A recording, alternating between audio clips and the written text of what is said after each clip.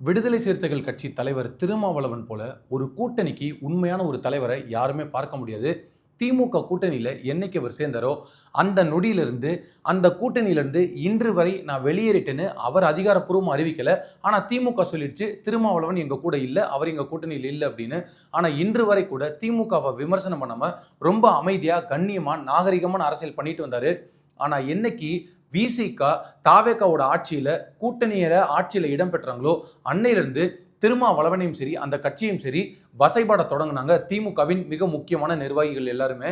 இதுல ரொம்ப வேடிக்கையான விஷயம் என்ன அப்படின்னா, இனிமேல் நம்ம கூட்டணி கட்சிகளை நம்பி போக தேவையில்ல, நம்மளே தனியா நின்று ஜெயிச்சு காட்டுவோம், இந்த கூட்டணி கட்சிகளுக்கு ஒரு பாடம் புகட்டுவோம் அப்படின்னு திமுகவின் மிக முக்கியமான ஒரு நிர்வாகி தான் ராசா. அவர் பேசுறாரு. அவர் பேசிய விஷயம் என்ன அப்படின்னா, நம்ம எல்லாருமே கூட்டணியில வச்சிருந்தோம், நம்மளை கலட்டி விட்டுட்டு இன்னைக்கு தாவேக்கு அரசுக்கு அவங்க ஆதரவு கொடுத்துட்டாங்க, அதனால இதை எப்படி நம்ம ஏற்றுக்கொள்ள முடியும் அப்படின்னு அவர் சொன்னாரு. இதுல இருந்தே ஒரு உண்மை உறுதியாச்சு. எப்படி தாவேக்கு ஆட்சி அமையாமல் இருப்பதற்கு திமுக பின்னாடி வேலை செஞ்சது அப்படின்றதுக்கு இது மிகப்பெரிய சான்று.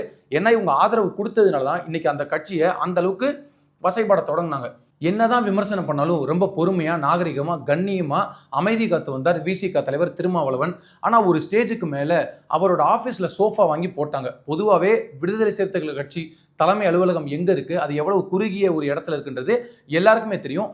அதனால திடீர்னு விஜய் வர்றாரு, முதலமைச்சராக போறாரு, அவருக்கு நம்ம ஆதரவு கொடுக்குறோம், அதனால சோஃபா வாங்கி அவங்க வச்சிருக்காங்க.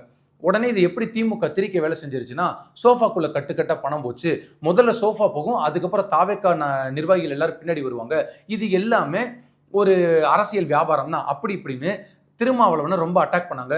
இது எல்லாத்துக்கும் பொறுமையா இருந்த திருமா ஒரு ஸ்டேஜுக்கு மேல மீண்டும் இறங்கி அடிக்க ஆரம்பிச்சாரு. ஒரு வாரத்துக்கு முன்னாடி ஒரு கூட்டத்தில் பேசினாரு, எனக்கு இந்த சோஃபா மாடல் இதை பற்றிலாம் எதுவுமே தெரியாது, கட்டுக்கட்டா பணம் போச்சு, நான் துணை முதலமைச்சர் பதவி வேணும் டிமாண்ட் பண்ணேன், இது எல்லாமே பொய் தான், இது எல்லாமே திமுக திட்டமிட்டு சதி செய்து, நான் என்னைக்காவது உங்களை பற்றி தவறாக பேசியிருப்பேனா, இல்லை உங்களோட கூட்டணிக்கு ஏதாவது நான் எதிரான வேலை செஞ்சிருப்பேனா, இல்லை உங்கள் ஆட்சியை பற்றி நான் தவறாக பேசியிருப்பேனா அப்படின்னு ரொம்ப ஆதங்கத்தோட வெளிப்படையாக பேசினாரு. உதயநிதி தான் இப்படி ஒரு விமர்சனத்தை வைக்கிறாரு.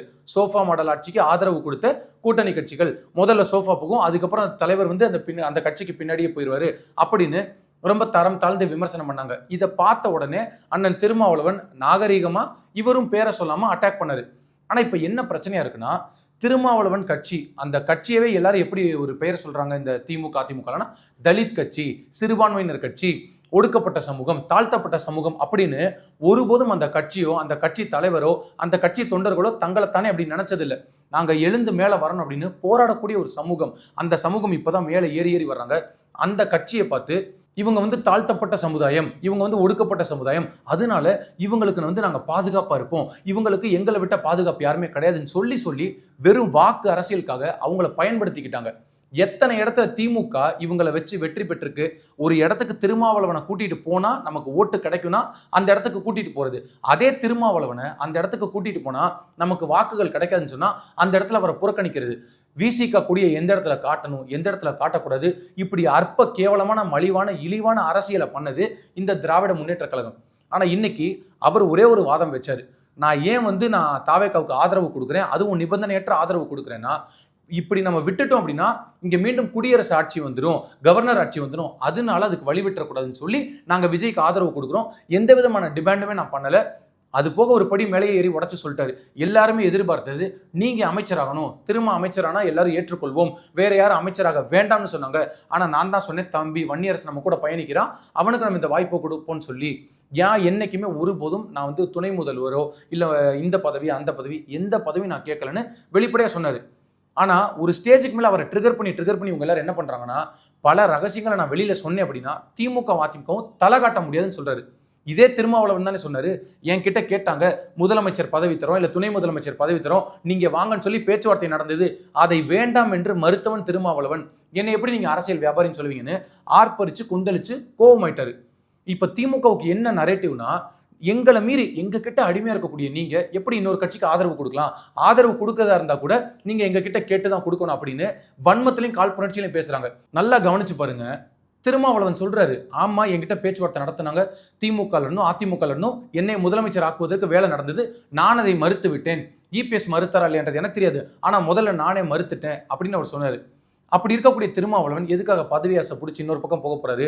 இவங்க எல்லாரும் நினைச்சது என்ன அப்படின்னா, நீங்க எங்க கிட்டே அடிமையா இருக்கணும். அதே திருமாவளவன் சொன்னார்ல, நான் முதல் நாள்ல போய் அண்ணன் ஸ்டாலின் கிட்ட சொல்லிட்டு வரேன், அண்ணன் திமுகவும் அதிமுகவும் கூட்டணி வைக்கிற பேச்சுவார்த்தை நடக்குது, நீங்க சொல்றீங்க அது துளியளவு சாத்தியம் இல்லை, அப்படி பண்ணோம் அப்படின்னா அரசியல் தற்கொலை ஆயிரும், அதை தயவு செய்து பண்ணிடாதீங்கன்னு மு.க. ஸ்டாலினை அலர்ட் பண்ணது இந்த திருமாவளவன் அப்படின்னு சொன்னாரு. இதை வெளியில சொன்னதுனாலதான் அண்ணன் திருமாவளவன் மேல கடுமையான கடுப்புல இருக்காங்க இந்த திமுகவினர். நம்மளே பல நேரங்களில் விமர்சனம் பண்ணியிருக்கோம், திமுக கிட்ட ஏன் நீங்க இவ்வளவு அடிமை போல இருக்கீங்க, என்ன காரணத்துக்காக நீங்க திமுகவுக்கு இவ்வளவு முட்டு கொடுக்குறீங்க அப்படின்னு. ஆனா உண்மையிலேயே அந்த அரசியல் நாகரிகம்ன்ற ஒண்ணு வச்சிருந்தாரு. நம்ம கூட்டணி கட்சிக்குள்ள இருக்கோம், ஆட்சியில இருக்கோம், அந்த கட்சியை பத்தி நம்ம தவறா பேசக்கூடாது, அந்த ஆட்சியை தவறா பேசக்கூடாதுன்னு சொல்லி பல துயர சம்பவங்கள் மக்கள் யாரும் கொந்தளிக்கும் போது கூட உங்களுக்கு எதிராக வாய் பேசாமல் இருந்த திருமாவளவனை இன்னைக்கு எந்த அளவுக்கு காயப்படுத்தி, ஏன் அவங்களாம் பதவி சுகம் அனுபவிக்க கூடாதா, அவங்களாம் ஆட்சியில் அதிகாரம் வாங்கக்கூடாதா, விஜய் அவர்கள் வெளிப்படையா நீங்க அதிகாரத்துக்கு வரணும், அப்பதான் அது என்னுடைய வெற்றியா பார்க்கப்படும் சொல்லி நிர்பந்தப்படுத்தி அவருக்கு அமைச்சர் பதவியை கொடுத்தாங்க விசிகாக்கு. அவர் வேண்டாம்னு மறுத்தது எல்லாருக்குமே தெரியும். அப்படி இருக்கக்கூடிய இந்த சூழ்நிலையில திருமாவளவன் போன்றவர்கள்லாம் பதவிக்கு வரக்கூடாது, அவங்க ஆட்சியில பங்கு பெறக்கூடாது அப்படின்னு நினைக்கக்கூடிய நீங்கள் கேவலமானவர்களா, இல்ல அண்ணன் திருமாவளவன் தவறானவரா? இன்னைக்கு அவர் தாவேக்கால இருந்திருக்காரு, ஒரு புது அரசியல் எடுக்கணும், புதுமையான அரசியல் எடுக்கணும், திமுக அதிமுக பாஜக காங்கிரஸ் 4 கட்சியும் பண்ண முடியாத புரட்சி அவர் பண்ணியிருக்காரு அப்படின்னு வெளிப்படையா சொல்றாரு. அவர் சொன்னதுல 100க்கு 100 ஒரு உண்மை இருக்கு. 59 சீட்டு திமுக ஜெயிச்சிருக்குன்னா அதுல மிகப்பெரிய பங்கு திருமாவளவனுக்கு இருக்கு, மாற்று கருத்தே கிடையாது. நீங்க எல்லாரும் என்ன நினைக்கிறீங்கன்னா, அவர் உங்களை தாண்டி எதுவுமே பண்ணக்கூடாது, நம்ம கிட்டே இருக்கணும், நம்மளை கேட்டுதான் அவர் சாப்பிடணும், நம்மளை கேட்டுதான் தூங்கணும், நம்மளை கேட்டுதான் பேட்டி கொடுக்கணும்னு அவரை திட்டமிட்டு டார்கெட் பண்ணி இன்னைக்கு திமுக அடி நடிக்குது. இதுக்கு இந்த ஊடகமும் துணையா இருக்கு. எவ்வளவு ஒரு கேவலமான விஷயம் பாருங்க.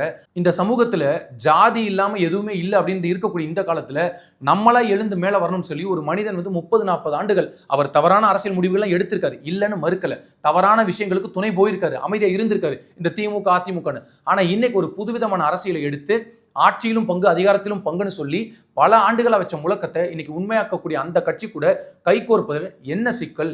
திமுக அவரை அச்சுறுத்தி பார்க்கறது, உங்க கட்சியை நாங்கள் உடைச்சிருவோம், உங்க கட்சிக்கு பல பேர் எங்க கிட்ட வந்துருவாங்க, உங்க கட்சியை நாங்கள் 2 ஆக்கிறோம். இதனால பல நேரங்களில் தயங்கி நிறைய விஷயங்களுக்கு குரல் கொடுக்காம இருந்தாரு. ஆனா இப்போ இந்த அளவுக்கு பேசினதுக்கு அப்புறம் அண்ணன் திருமாவளவன் அவர்கள் இறங்கி அடிக்க ஆரம்பிச்சாரு. இனி ஒருபோதும் நான் அமைதியா இருப்பதற்கு தயாராக இல்லை, நான் திருப்பி பேச ஆரம்பிச்சேன் அப்படின்னா திமுக அதிமுகவோட அரசியல் எதிர்காலமே முடிஞ்சு போயிடும், அஸ்தமனம் ஆயிரும் அவர் பேசுறாரு. இந்த திமுக அதிமுக 2 கட்சியும் எவ்வளவு மோசமான கட்சி அப்படின்றத மக்கள் புரிஞ்சுக்கணும். இவங்க 2 பேரும் ஆட்சி பண்ணணும், இல்லைன்னா வேற யாருமே ஆட்சி பண்ணக்கூடாது.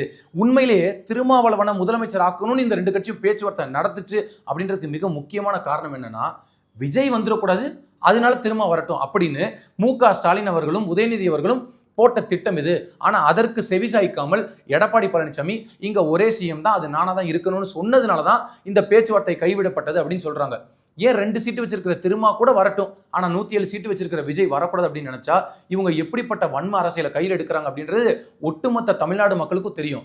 இன்னைக்கு திருமாவளவனை இந்த அளவுக்கு நீங்க காயப்படுத்தி என்ன அனுபவிக்க போறீங்க? சரி, உங்க கூட பயணம் பண்ணார்ல, கிட்டத்தட்ட 8 வருஷமா உங்க கூடவே இருந்திருக்காரு, நீங்க பண்ண பல அட்ராசிட்டிஸ்க்கு, உங்க ஆட்சியில் நடந்த கொடுமைகளுக்கு அமைதியா கடந்து போயிருக்காரு. என்னென்ன வழக்குகள் இருக்கு, எல்லா வழக்குகளையும் உங்களுக்கு ஃபேவரா பேசியிருக்காரு, உங்களுக்கு ஃபேவரா நின்றுருக்காரு.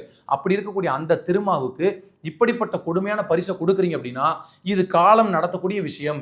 திருமாவளவன் அவர்கள் தெளிவாக புரிந்து கொள்ள வேண்டும் இந்த திமுகவின் உண்மை சாயம் என்ன அப்படின்றத இப்பயாவது நீங்க புரிஞ்சுக்கணும். இன்னமும் திமுகவுக்கு நம்ம தோழமை கட்சி, நட்பு கட்சி, நட்பு பாராட்டும் அப்படின்னு நீங்க நினைச்சீங்க அப்படின்னா உங்களுடைய அரசியல் எதிர்காலத்துக்கு வேட்டு வைக்கிற வேலையை திமுக தொடர்ந்து பண்ணும். அதுல இருந்து நீங்க தப்பிக்கவே முடியாது. ஏன்னா திமுக எப்படிப்பட்ட கைவந்த கலை இந்த ஒரு கட்சியை உடைக்கிறதையோ இல்ல ஒரு கட்சியிலிருந்து பீப்புளை பர்ச்சேஸ் பண்றதுல எப்படிப்பட்ட ஜில்லாடி பார்ட்டிஸ் அப்படின்றது ஒட்டுமொத்த அரசியலை கவனிக்கக்கூடிய மக்களுக்குமே தெரியும். ஏன்னா உங்களுக்கு தெரியுமோ தெரியாதோ, ஆனா திமுக இந்த மாதிரி கட்சியை உடைக்கிறது, ஆட்களை விலைக்கு வாங்குறது, இதுல எப்படி கைவந்த கலையான நபர்கள் அப்படின்றது ஒட்டுமொத்த தமிழ்நாடு மக்களுக்குமே தெரியும். இன்னமும் பாருங்க, ஒரு ஆட்சி நடந்துட்டு இருக்கு, அந்த ஆட்சியை நடத்த விடக்கூடாதுன்னு சொல்லி ஏதாவது ஒரு குறுக்கு வழியில பிரச்சனையை கொடுத்துட்டே இருக்கணும், நடத்த விடக்கூடாது அப்படின்னு நீங்க நினைக்கிறீங்கன்னா இப்படி ஒரு அரசியலை ஏன் பண்றீங்க? இன்னமுமா நீங்க திருந்தல. ஓட்டுக்கு 10,000 வரைக்கும் கொடுத்தாச்சு, 15,000 வரைக்கும் கொடுத்தாச்சு. அப்படி இருந்தும் அதை தாண்டி எளியவர்களை ஜெயிக்க வச்சிருக்காங்க மக்கள் அப்படின்னா இந்த திமுக அதிமுகவில் மக்கள் எவ்வளவு வெறுப்பா இருந்திருப்பாங்க அப்படின்றத இந்த திமுகவும் அதிமுகவும் இன்னமும் ஒரு துளி புரியல. திருமாவளவன்லாம் இன்னமும் நான் பல விஷயங்கள் வெளியில சொன்னா பிரச்சனை அப்படின்னு சொல்றாருல, வெளிப்படையா சொல்லுங்க என்ன நடந்துச்சு, இவங்க எவ்வளவு கேவலமான மனிதர்கள் அப்படின்றத மீண்டும் மீண்டும் சொல்லுங்க. இப்ப பேசின மீட்டிங்ல கூட அவர் சொல்றாரு, என்னைய துணை முதலமைச்சர் ஆக்குறதுக்கு எவ்வளவு பேச்சுவார்த்தை நடந்துச்சு, இபிஎஸ் முதல்வர், நீங்க துணை முதல்வர், நீங்க ஆதரவு கொடுங்க அப்படின்னு. இல்ல, பாஜக இருக்கிற பக்கம் நான் போக மாட்டேன்னு நான் தெளிவா திட்டமிட்டு மறுத்தேன். அப்படி மறுத்த திருமாவளவன் தவறானவரா? திமுக அதிமுக கூட்டணி வச்சு விஜயை வீழ்த்தணும்னு நினைச்சாங்களாம். அவங்க எல்லாரும் யோக்கியரான மனிதர்களாம். இது எப்படிப்பட்ட கொடுமையா இருக்கு. நம்ம சொல்லக்கூடிய விஷயம் ஒன்னே ஒண்ணுதான், இந்த மாதிரி கேவலமான அரசியலை திமுக அதிமுகவும் இன்னும் பண்ணுங்க, இன்னமும் தொடர்ந்து பண்ணுங்க. இடைத்தேர்தல் இல்ல, அடுத்து வரக்கூடிய நகராட்சி தேர்தல், எந்த ஒரு தேர்தலையுமே இனி திமுக அதிமுகவும் ஜெயிக்க முடியுமா அப்படின்ற மிகப்பெரிய கேள்வி இருக்கு. அதற்கு காரணம் 2 நபர்கள் தான். ஒன்னு மு.க. ஸ்டாலின், இன்னொன்னு எடப்பாடி பழனிசாமி. இவங்க 2 பேரும் சுயநல அரசியல் பண்ணணுன்ற ஒரு வெறியில, பதவி வெறியில தவறான முடிவுகள் எல்லாத்தையும் எடுத்ததுனால இன்னைக்கு 2 கட்சியுமே மக்கள் மனசுல இருந்து ரொம்ப தள்ளி போயிருச்சு. இனிமேல் திமுக அதிமுக நமக்கு வேண்டுமா அப்படின்ற கேள்விக்கு வந்துட்டாங்க. இது எல்லாத்துக்கும் ஒரே ஒரு காரணம் தான், தாவேக்கான்ற கட்சி, விஜய் அப்படின்ற ஒரு மனிதன். இவர் அரசியலுக்கு வந்ததுக்கு அப்புறம் தான் ஒரு மிகப்பெரிய புரட்சி நடந்திருக்கு. இத்தனை வருஷம் அரசியலை கவனிக்கிறோம், ஆனா ஒரு நாளாவது நேர்மையான நிர்வாகம், நேர்மையான அரசாங்கம் அப்படின்ற வார்த்தை நம்ம கேட்டிருப்போமா? ஆனா இன்னைக்கு கண் கூட அதை பார்க்க முடிகிறது. எனவே திருமாவளவனை டார்கெட் பண்ணி திருமாவளவனை அசிங்கப்படுத்தணும், அவமானப்படுத்தணும், நம்ம வன்மத்தை எல்லாம் தீர்த்துக்கணும் அப்படின்னு நீங்க நினைச்சீங்க அப்படின்னா, நீங்க எந்த அளவுக்கு வன்மத்தோட திருமாவர்களை பாக்குறீங்களோ அதை விட 100 மடங்கு மக்கள் எல்லாருமே உங்க மேல வன்மத்தை வைப்பாங்க. அதுல துளி அளவு சந்தேகம் இல்லை.